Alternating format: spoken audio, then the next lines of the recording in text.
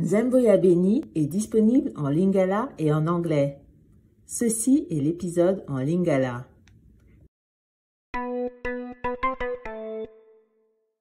Précédemment, na Nzembo ya Beni.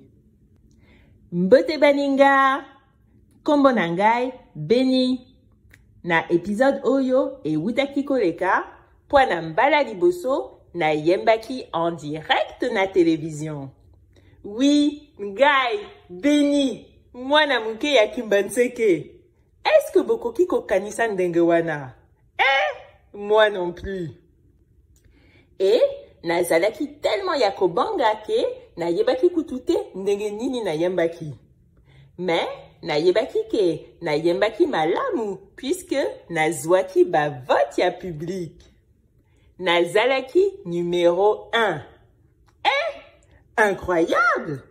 Et lingaki koloba que peut-être ngai mutu na lingaki ko gagner compétition ya munene ya Zarnacom.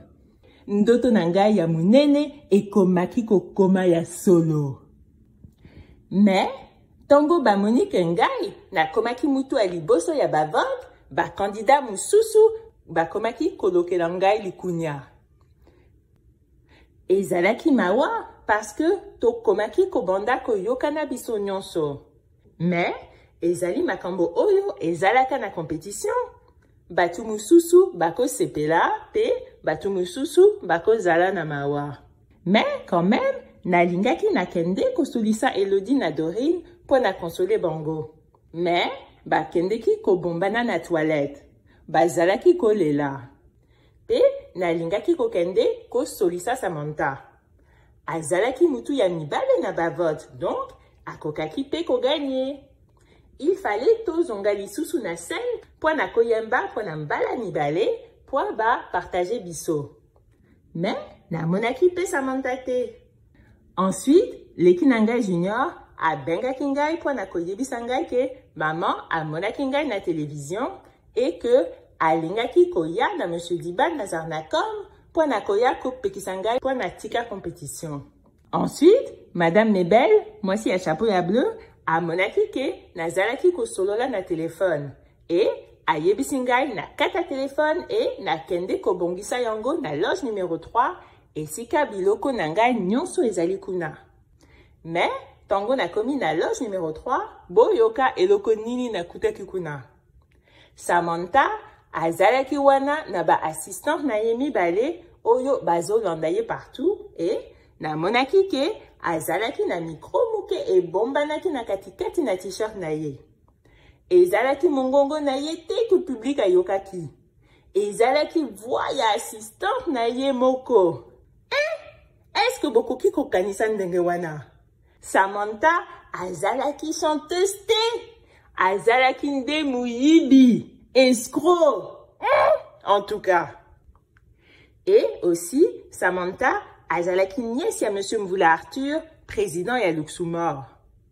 Luxumor ezali entreprise ya munene ya bijoux oyo pesaka mbongo na Zarnacom mbula nyonso.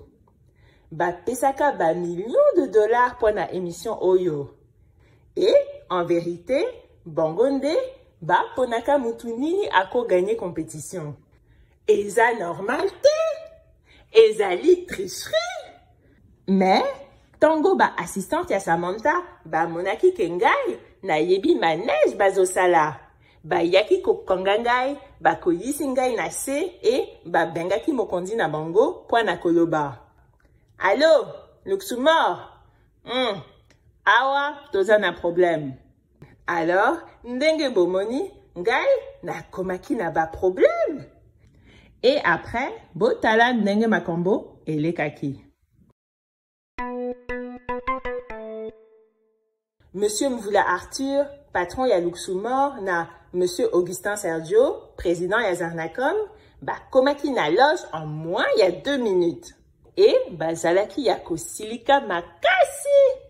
Assistante ya Samantha, oyo ayembaka, kombo na ye ezalaki Élysée. Et azalaki kobanga. Alakisi ngai musaki pe alobi. Mais tokosala ndenge nini na ye? Monsieur Mvula Arthur, patron ya Luxumor, atalaki ngai na misu ya mabe Et puis, asekaki pe alobi.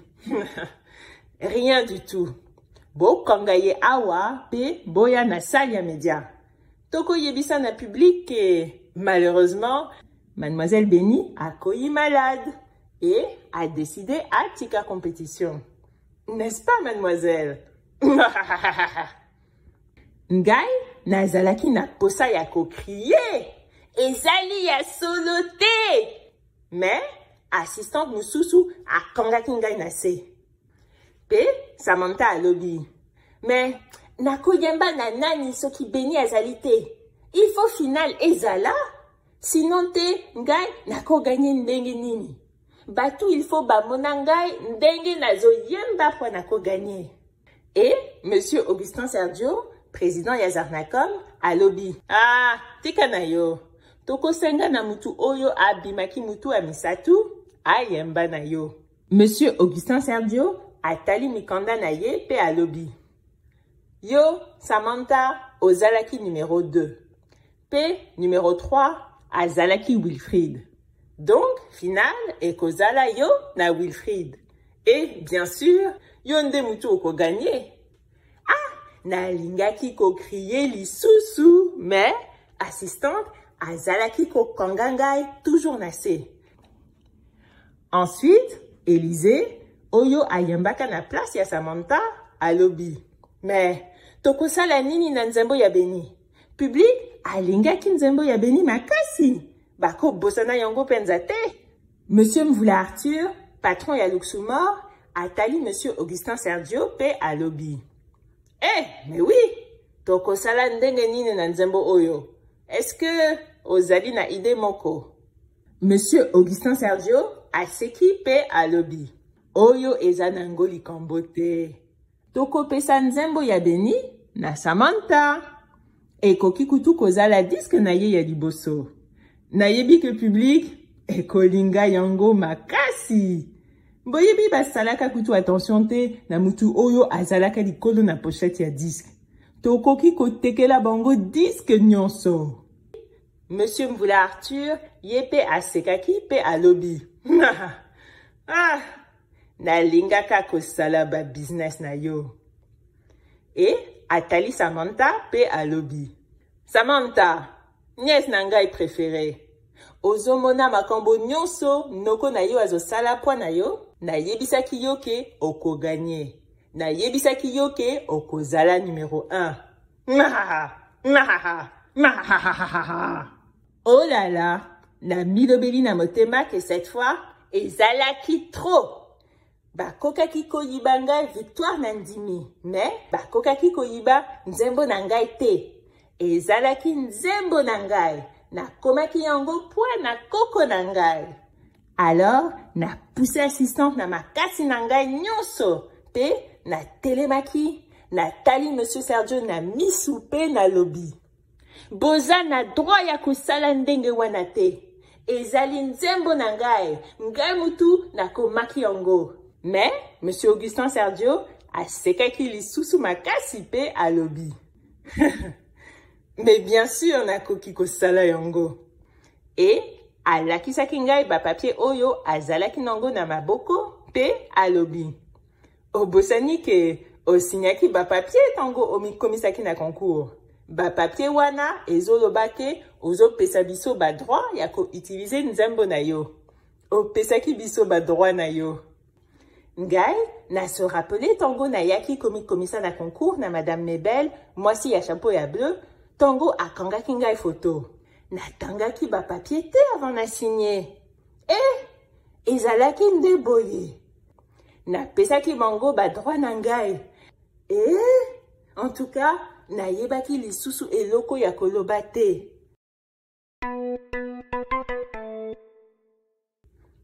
Ensuite, Samantha na ba assistante na ye, na Monsieur Mvula Arthur, na Monsieur Augustin Sergio, bango nyonso tu ba bimaki. Na yokaki assistante akangaki loge na fungola. Click! Na zalaki ya kokongama na katikati ya loge. Na yokaki posa ya kolela. Na kanisaki na koko na ngai, pe na étoile na ngai ya likolo.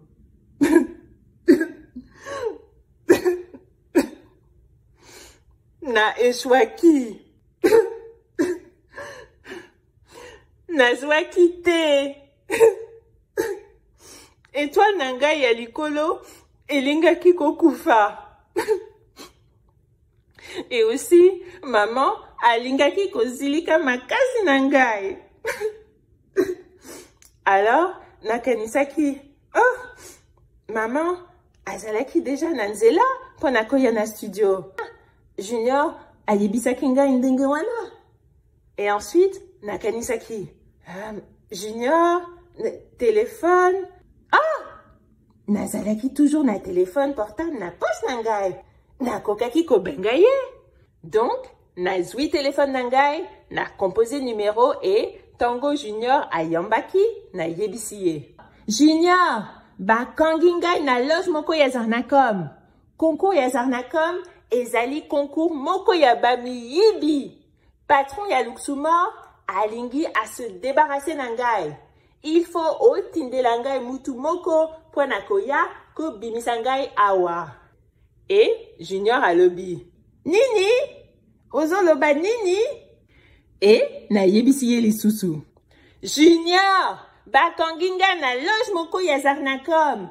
Concours ya Zarnacom ezali concours moko ya bami yibi. Patron ya Luxumor alingi à se débarrasser nangai. Il faut otindela ngai mutu moko po na koya ko bimisa ngai awa. Et Junior alobi, mengai nazali mwana muke, naza na mbula zomi, olingi nasala nini? Alors, nakanisaki pe na yebisi ye. Kende koluka Monsieur Chabani, oyebisa ye makambo nyonso. Ye ayebi eloko nini ya kosala. Et aussi, tango bokoya, luka okutana na Wilfried. Ye akolakisa bino place nini loge numéro 3 ezali. Baninga, leki nanga Junior, ye ayebi kosala kaka buzoba. Mais, mukolo wana, ayebaki makambo nyonso il fallait asala. Et, sikoyo, nazali sûr que bolingi koyeba makambo oyo elekanaki après. Boyebi ndenge proverbe elobaka, suite nango na épisode mususu. Mise, oh namonike ozwaki deja, oh nayebike, okoki kosala musala nyonso ganyaki deja, oh nayebike. Nzembo ya Beni est une série produite et réalisée par Kwambila Productions. Écriture et création par Sabrina Muela. Traduction lingala et co-direction artistique par Tamulangi Fwamba. Performance dans cet épisode par Sabrina Muela.